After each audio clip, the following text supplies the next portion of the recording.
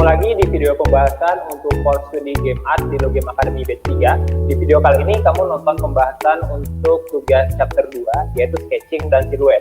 Di video kali ini kamu akan dipandu oleh aku Program Manager Studio Game Academy, dan bersama dua mentor kita untuk course studi Game Art yaitu CK dan aku Ucat. Kita langsung aja masuk ke tugasnya. Untuk tugas chapter 2 ini, peserta diminta untuk membuat 2 varian sketsa karakter berserta siluetnya berdasarkan konsep yang udah dibuat pada chapter sebelumnya. Oke, jadi ini untuk tugas dari Margaret Novelita ya. Margaret Novelita. Ntar sebelum kita ngebahas si gambarnya, apa sih yang namanya varian tuh? Varian tuh sebenarnya kayak apa sih? Beragam gitu, berbagai. Soalnya kebanyakan pesertanya cuma ngasih varian posenya doang, tapi varian si karakternya itu cuma satu gitu. Jadi kayak nggak ada ragam dari sketsanya, itu nggak ada alternatifnya. Padahal maksudnya varian itu beragam sketsanya sampai nanti dia ketemu karakter yang pas, nanti si sketsa yang pas. Contoh varian karakternya ini maksud dari varian karakter yang dimaksud tugasnya, bukan hanya posenya aja ya.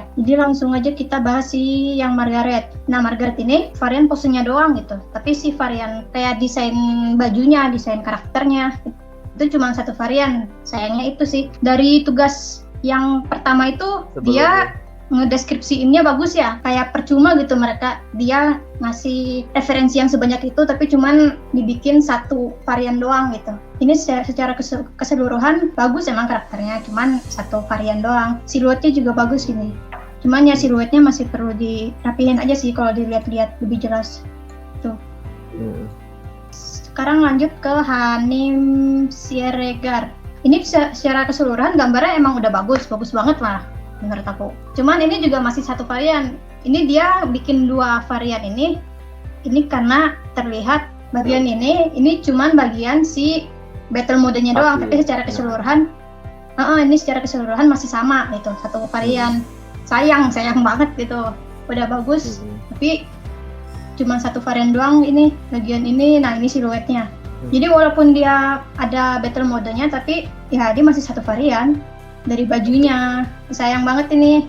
Padahal gambarnya proporsinya juga udah bagus ini. Lanjut Teresia. Nah, ini maksudnya. Teresia, ini varian pertama yang karakter dia. Ini varian kedua. Ini maksud varian karakternya. Jadi ini beda, ini juga beda secara keseluruhan. Tapi karakternya masih satu. Rata-rata ada yang bikin 2 varian tapi karakternya beda-beda semua gitu. Nggak dipilih gitu loh. Ini karakternya masih satu, terlihat dari tanduknya ini loh. Jadi juga pakaiannya beda gitu. Ini keseluruhan bagus sih, cuman dia kayak masih perlu ditingkatin proporsi tangan, kaki, kayak gitu sih. Terus garisnya juga diperhalus karena ini masih terlihat kaku. Jadi kesimpulannya, kalau mau bikin varian karakter itu jangan satu aja gitu. Kayak gambar awal ini, mereka bikin berbagai varian.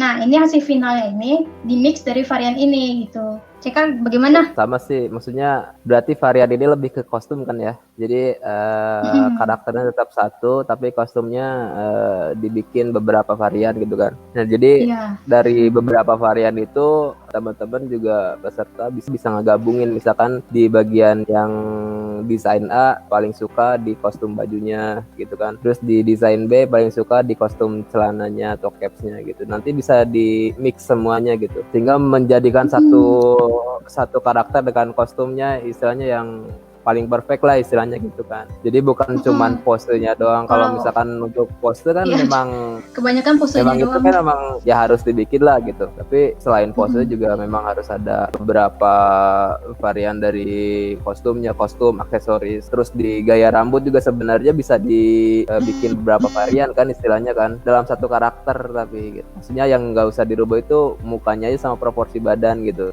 Tapi kayak aksesoris dari mulai kepala sampai kaki itu bisa dibikin beberapa konsep. Jadi mungkin ini ya, kan ini juga salah satunya ada yang sempat nanya tuh di course-nya, yang dimaksud dengan 2 varian itu gimana? Nah, kemarin tuh sempat dijawab juga tuh, variannya adalah pose, kostum, rambut, dan aksesoris lainnya. Tapi kayaknya pada umumnya menafsirkannya itu adalah posenya gitu ya, sedangkan kostumnya kurang lebih pada sama gitu ya. Oke, pengen nanya lagi sih tentang itu. Barangkali apalagi sih common mistake yang dilakuin sama peserta berdasarkan tugas yang udah disubmit? Kesalahan itu paling ya dasar dasarnya sih kayak proporsi tubuh, sama mereka suka input satu tugas aja.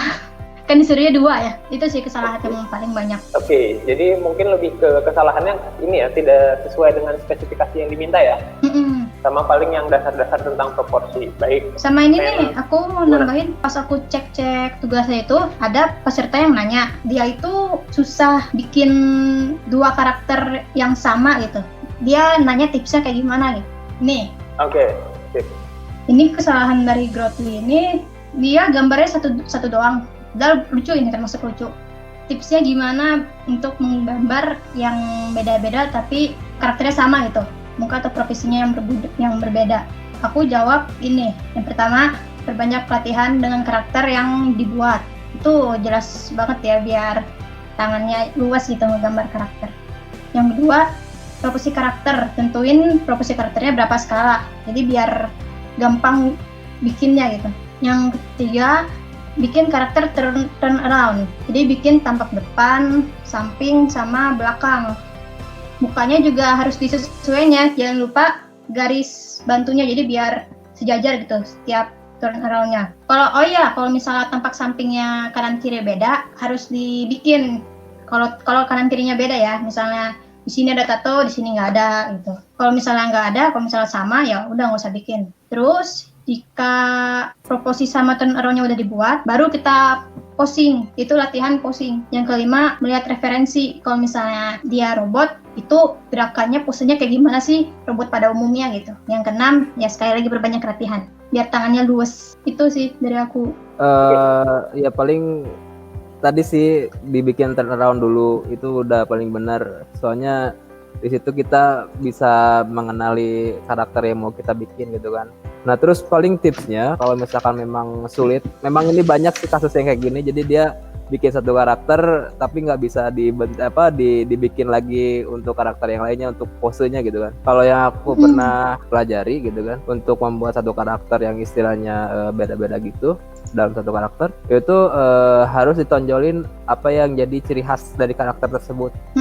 Jadi misalkan karakternya itu pakai topi, terus ada kalungnya, terus ada aksesoris di telinganya apa segala macam. Nah kalau misalkan teman-teman nggak bisa membentuk muka yang sama gitu kan, paling tidak bisa dibantu dengan aksesoris yang ada gitu. Jadi karakter tersebut kelihatan dari aksesoris yang dia punya gitu. Dia punya identitasnya itu, jadi bukan dari muka doang, tapi dari apa yang dia pakai gitu kan. Terus dari warna juga bisa diakalin dari warna gitu.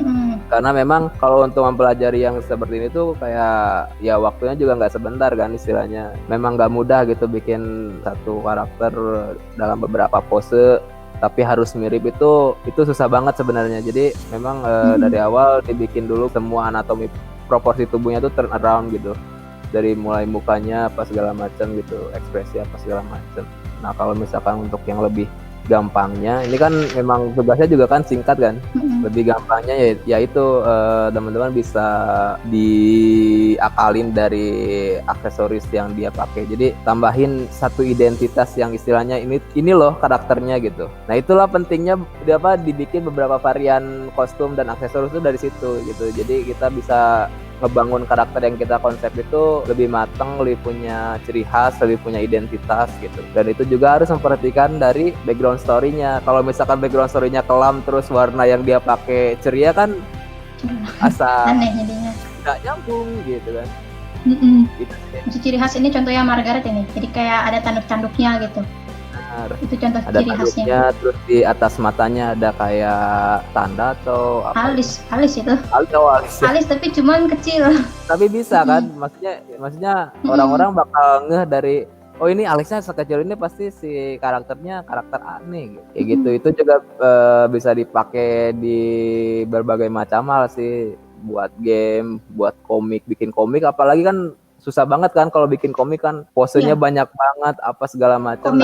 Komik dan animasi kebanyakannya. Ya, kebanyakan artis-artis juga istilahnya biar lebih cepat pembuatannya, ya mereka akalinya kayak gitu. Mereka akalinya dari identitas yang dia punya gitu, dari aksesorisnya apa segala macam. Pasti tiap karakter punya identitas sendiri. Ada yang tanduknya warna kuning, ada yang pakai topi army terus gitu kan, gak ganti-ganti walaupun mau tidur gitu kan. Apakah rambutnya warnanya kayak gimana, warna ungu gitu kan, warna biru. Ya dari disitulah ininya ngakalinnya gitu. Barangkali ada hal yang lain dari kenapa kita perlu waktu awal bikin sketch itu bikin varian. Biar banyak desainnya aja sih kata menurut aku ya. Jadi contohnya si ini nih, si gambar ini. Kalau misalnya dia bikin satu doang, idenya kurang gimana gitu. Jadi dicoba beberapa banyak. Nah dari beberapa sketsanya ini, itu dia mau pilih atau mau di mix. Ini contohnya dia di mix, jadi menarik kayak gini. Jadi ada pembandingnya dulu, terus bisa dicek lagi sama si konsepnya, manakah yang paling menggambarkan konsep itu mungkin ya.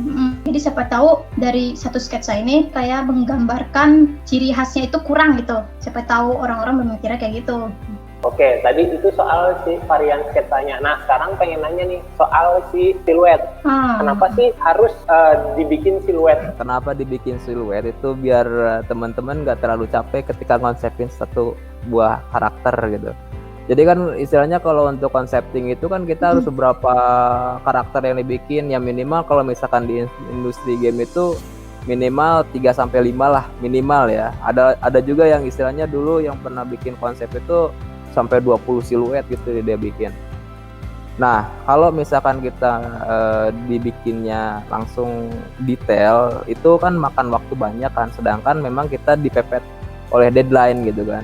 Siluet itu kan istilahnya mewakili proporsi badan kan. Jadi misalkan di briefnya itu karakternya tinggi, terus kurus misalkan kan, rambutnya ikal apa segala macam. Nah itu bisa dikonsepting langsung di siluetnya kayak gimana sih bentukan tinggi kurus itu gitu kan. Nah itu tuh bisa dibikin di siluetnya gitu. Kalau misalkan kita dibikin langsung detail kayak sketsa gitulah ya, sketsa detail gitu, itu makan waktunya pasti lama banget gitu. Nah mengakali biar nggak terlalu lama waktu pembuatannya, makanya dibikin dulu siluet.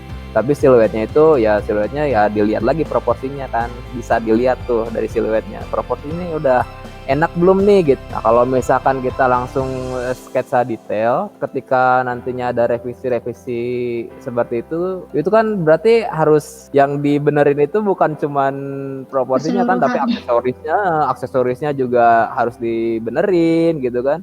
Terus apa-apa yang dipakai sama dia juga harus dibenerin gitu. Nah dari siluet yang udah kita bikin, pasti ada nih, oh ini bagus nih kakinya seperti ini nih. Terus proporsi badannya bagus nih yang ini misalkan. Dari beberapa siluet yang berbeda bisa di-mix juga jadi satu siluet. Nah dari satu siluet itu baru kita bikin sketsa detail dari siluet tersebut gitu sih. Iya, sama kayak biar menentukan ketertarikan kita terhadap karakter yang misterius. Ini juga ada kayak kesalahan peserta dalam membuat karakter kemudian disiluetin gitu. Ya, proporsi tubuhnya tertutup sama properti yang dia bawa gitu. Jadi kayak nggak ada ketertarikan sama karakter ini gitu. Jadi si karakternya, si proporsinya udah ketutup sama si katakanlah itu tas ya. Jadi ketutup. Jadi ketika disiluetin itu belum kebayang itu tuh apa sebenarnya. Jadi nggak terbayang ini apaan, ini karakter apa gitu. Sama jadi tidak terlihat menarik. Oke, jadi mungkin tadi dengan siluet sebagaimana tadi Ceka bilang itu mengefisienkan ini ya waktu kerja. Terus juga tadi yang dari siluet itu untuk ngecek si tingkat kemenarikan si karakternya dan ininya khasnya ya bentuknya biar kelihatan dari jauh, oh ini karakternya si ini gitu. Iya, yang kebanyakan ada di game gacha-gacha itu. PC yang nggak tahu turn around itu kayak gimana, kayak gini. Dan jangan lupa garis-garisnya biar sejajar. Dan ini adalah bocoran untuk materi di beberapa chapter ke depan. Nanti kan akan bikin karakter turn around. Ya sama, turn around itu bukan hanya badan doang ya, tapi kepala juga.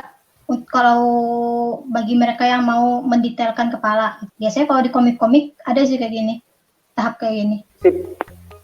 Itu tadi pembahasan tugas chapter 2, siluet dan sketsa untuk course studi game art di Logame Academy Batch 3. Sekali lagi terima kasih untuk kamu yang udah ngumpulin tugasnya, dan buat kamu yang ada pertanyaan tentang course maupun tentang materinya secara spesifik, bisa langsung menggunakan fitur sosial komen yang bisa kamu temuin di kolom kanan ketika kamu membuka di Logame Academy via PC atau laptop. Sampai di sini dulu video pembahasan tugas untuk course studi game art. Aku M bersama Ceka dan aku Jack. Sampai ketemu lagi di video pembahasan tugas berikutnya.